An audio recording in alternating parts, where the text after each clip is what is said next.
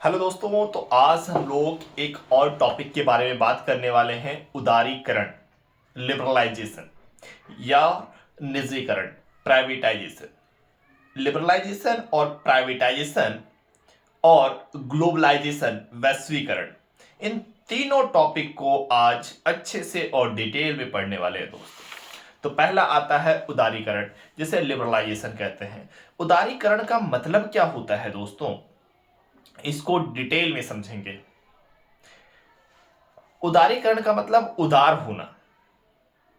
उदारीकरण का मतलब क्या होता है दोस्तों? उदार होना। तो 1980 के आसपास राजीव गांधी के शासनकाल में उदारीकरण की संकल्पना की शुरुआत होती है। 1980 के दशक में राजीव गांधी के कार्यकाल में उदारीकरण की संकल्पना शुरू होती है। और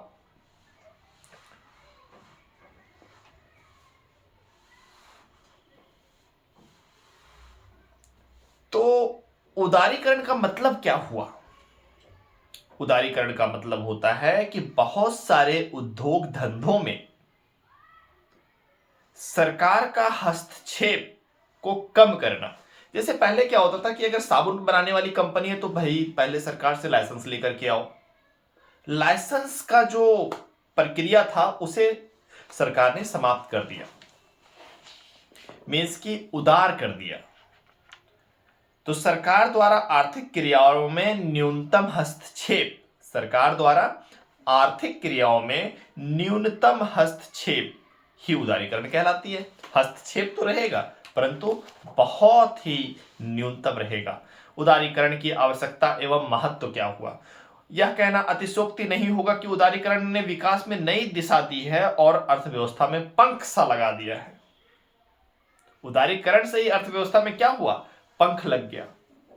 और आज बात करें तो भारत एक ऐसा देश बन चुका है जहां पे अर्थव्यवस्था के मामले में टॉप 5 में अपना नाम शामिल कर लिया दोस्तों। उदारीकरण ने प्रत्येक सेक्टर में अपना अभूतपूर्व योगदान दिया, चाहे वह कृषि हो, बैंकिंग सेक्टर हो या फिर पेट्रोलियम और प्राकृतिक गैस उद्योग हो। सभी में अभूतपूर्व, जो कि इससे पहले कभी नहीं हुआ था दोस्तों। भारत अपने अर्थव्यवस्था की डींग पूरी दुनिया के सामने हाँकता है, लेकिन फिर भी यहां जनसंख्या का एक बड़ा भाग ग्रामीण क्षेत्र में निवास करता है। ये सोचने योग्य बातें हैं। टॉप 5 में तो आ गया अर्थव्यवस्था, लेकिन आधे से अधिक ग्रामीण परिवेश में जीवन यापन करते हैं। भारत की पूरी जनसंख्या का 35 से 40% लोग गरीब हैं।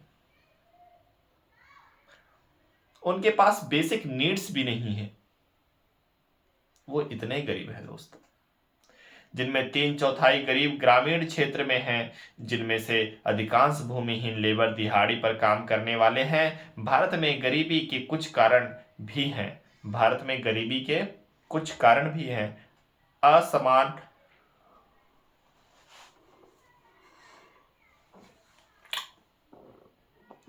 असमान आय वितरण, जनसंख्या उच्च वृद्धि दर, अशिक्षा और जाति प्रथा के कारण ज्यादातर लोग गरीब देखने को मिलते हैं। वैसे तो गरीबी हटाने के लिए बहुत सी योजनाएं चलाई जा रही हैं, जैसे नेहरू रोजगार योजना, प्रधानमंत्री रोजगार योजना, लेकिन फिर भी यह अपूर्ण है दोस्तों। क्या क्या करे सरकार दोस्तों।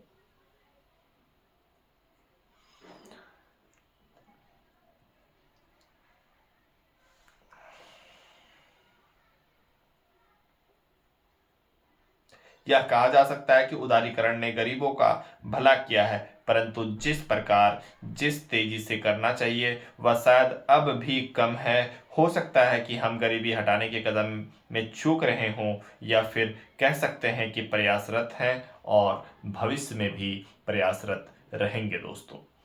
आर्थिक उदारीकरण की सीमाएं क्या है? आर्थिक उदारीकरण की क्या क्या सीमाएं हो सकती हैं? जैसे नई आर्थिक नीति की प्रमुख विशेषता आर्थिक उदारीकरण है। आर्थिक प्रतिबंधों की न्यूनतम उदारीकरण कहते हैं। वर्तमान समय में सरकार द्वारा उदारीकरण की नीति को प्रबल समर्थन मिल रहा है, जिसके फलस्वरूप बहुराष्ट्रीय कंपनियां भारत जैसे देशों में हावी होना चाहते हैं। वास्तव में विगत वर्षों में सुधार कार्यक्रमों ने यह सबक दिया कि बहुराष्ट्रीय कंपनियां और विकसित देशों में नीति विकासशील देशों के संसाधनों पर एकाधिकार करना चाहती हैं। बड़ी बड़ी जो कंपनियां हैं वो अपने छोटे छोटे कंपनियों को अपने अंतर्गत शामिल करना चाहती हैं और उन पर एकाधिकार थोपना चाहती हैं। यदि ऐसा चलता रहा तो सभी का शोषण होगा। आर्थिक मामलों में कोई भी देश अंतर्राष्ट्रीय प्रभावों की पूरी तरह अवहेलना नहीं कर सकता, परंतु जिस प्रकार बहुराष्ट्रीय कंपनियां भारत के आर्थिक क्षेत्र में अपनी आने की खुली छूट दी गई है, उसने भारत की अर्थव्यवस्था, सामाजिक, राजनीतिक क्षेत्र को अत्यंत प्रभावित किया है।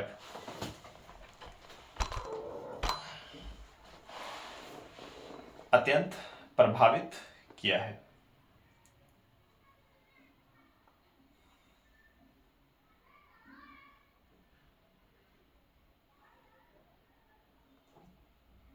उदारीकरण की नीति भारत के आर्थिक एवं विकासात्मक दोनों दृष्टिया से पूरी तरह उचित नहीं की जा सकती है। अगर आर्थिक नीति की दृष्टि से कहें और विकास की नीति से दृष्टि से कहें तो दोनों तरीके से पूर्णतः उचित नहीं कह सकते हैं, ना ही अनुचित कह सकते हैं। उचित तो है परंतु पूर्ण रूप से ना उचित है ना ही अनुचित है दोस्तों।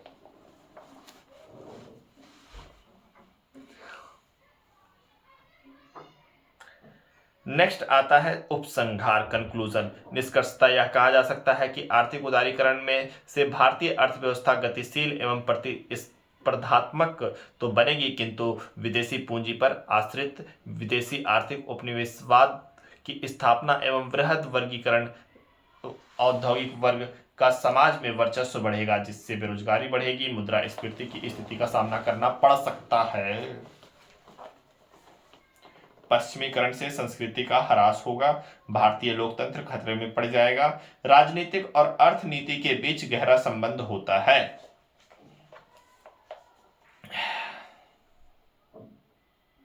नेक्स्ट, निजीकरण।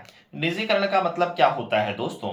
निजीकरण का अभिप्राय यह है कि आर्थिक क्रियाओं में सरकारी हस्तक्षेप का उत्तरोत्तर कम किया जाए, प्रेरणा और प्रतिस्पर्धा पर आधारित निजी क्षेत्र को प्रोत्साहित किया जाए। मतलब सरकारी हस्तक्षेप कम करें और सरकार के शेयर्स, सरकारी जो कंपनियां हैं उसे विक्रय किया जाए या फिर विनिवेश किया जाए के माध्यम से निजी स्वामित्व एवं नियंत्रण को सौंप दिया जाए।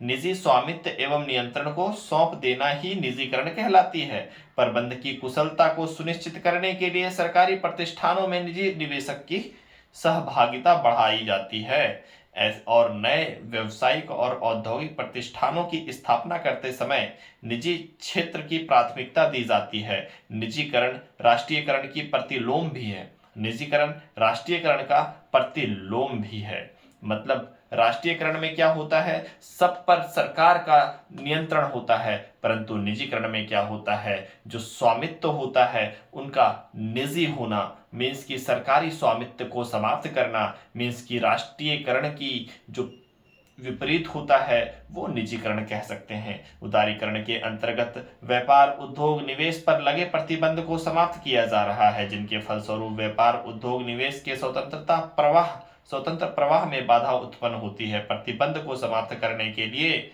अतिरिक्त विभिन्न करों में रियायत, सीमा शुल्कों में कटौती, मात्रात्मक प्रतिबंधों को समाप्त करने जैसे उपाय भी किए जा रहे हैं। निजीकरण के उद्देश्य क्या क्या हो सकते हैं? निजीकरण क्यों लाया गया था? अधिक कार्य कुशलता और उत्पादकता के लिए लाया गया था। जैसे कि पहले क्या होता था, कार्य कुशल व्यक्ति नहीं जा पाते थे, प्रोडक्टिविटी कम थी, बट अब प्रोडक्टिविटी ज्यादा है और स्किल्स लोग गए हैं। शिक्षित एवं उद्यमशील युवाओं को अवसर प्रदान करके रोजगार में वृद्धि करना, मीन्स कि रोजगार बढ़ाया जा सकता है निजीकरण करके। पहले क्या होता था, प्रक्रिया बहुत लंबी होती थी, परंतु अब प्राइवेट में जाएंगे, एक सीवी लगाएंगे, सीवी के बाद आपका इंटरव्यू हो जाएगा, इंटरव्यू के आधार पर आपको चयन कर लिया जाता है दोस्तों। इससे क्या होगा, रोजगार में वृद्धि हो सकती है, समय सीमा कम हो सकता है और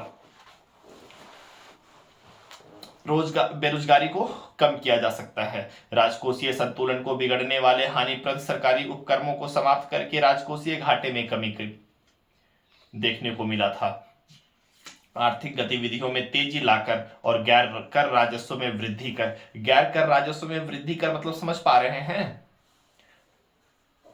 नॉन टैक्स जैसे जीएसटी वगैरह में वृद्धि कर दी जाती है। इसे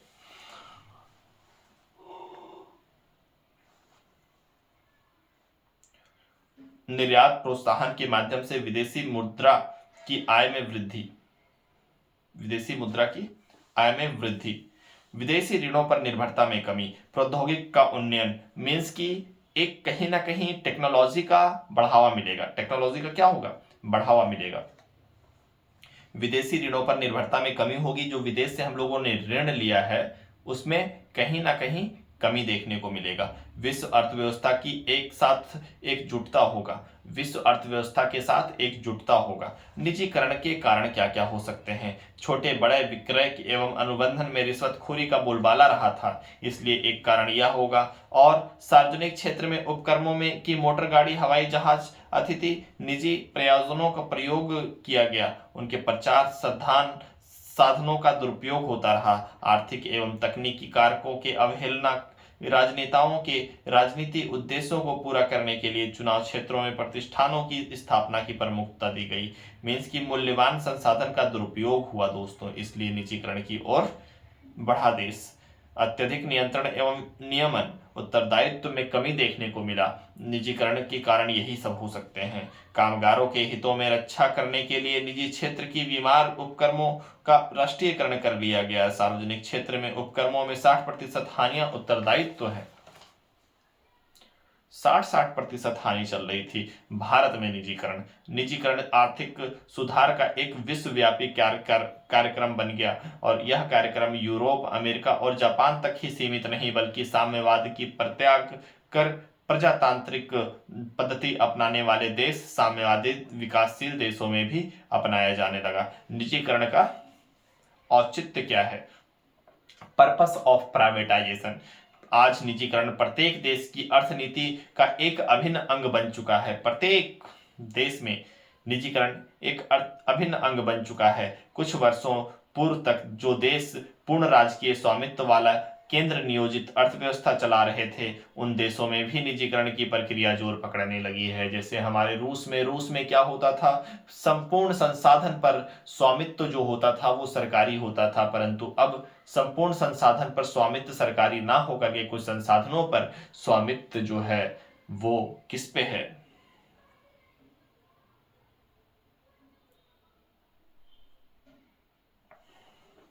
स्वतंत्र बाजार वाली अर्थव्यवस्था में विश्वास करने वाले देशों में पहले से ही निजी क्षेत्र की प्रमुखता थी। फिर भी कृषि, उद्योग, सेवा क्षेत्र जो हिस्सा सरकारी नियंत्रण में था, उनसे अपेक्षित परिणाम हासिल न हुए तो निजी क्षेत्र को सौंप दिया गया। निजीकरण के संबंध में सरकारी नीति कौन कौन से हैं? निजीकरण के संबंध में सरकारी नीति के प्रमुख निम्नलिखित हैं।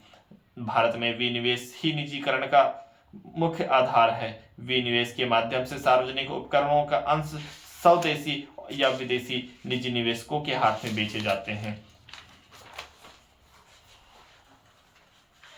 भारत में निजीकरण का कार्यक्रम विनिवेश तक ही सीमित नहीं, औद्योगिक एवं व्यावसायिक लाइसेंस की नीति, विदेश विनिमय के नीति के माध्यम से आयात निर्यात नीति तथा कर नीति का उदार बनाकर निजी क्षेत्र निवेशकों को प्रोत्साहित किया जा रहा है। निजीकरण का प्रभाव क्या क्या हो सकता है? निजीकरण के बहुत से प्रभाव हैं। यदि एक एक का बात की जाए तो बहुत से प्रभाव देखने को मिल सकते हैं, इसलिए हम कुछ प्रभाव को डिस्कस करेंगे यहाँ पे। निजीकरण का उद्देश्य केवल उत्पादकता और लाभदायक सुधार करने तक ही सीमित नहीं है। इनके उद्देश्य पूर्ति से तो केवल अंशधारी या निवेशक लाभान्वित होंगे। निजीकरण का लाभ उपभोक्ता को भी प्राप्त करना चाहिए। यह तभी संभव है जब उन्हें उच्च स्तर की वस्तु सेवा कम कीमत पर उपलब्ध हो। अपेक्षाकृत गरीब उपभोक्ताओं के लिए विभेदात्मक न्यून कीमत की व्यवस्था होनी चाहिए, ताकि उपभोक्तावाद की संस्कृति रहन सहन के स्तर का अथासंभव नया आयाम मिल सके। थैंक यू दोस्तों।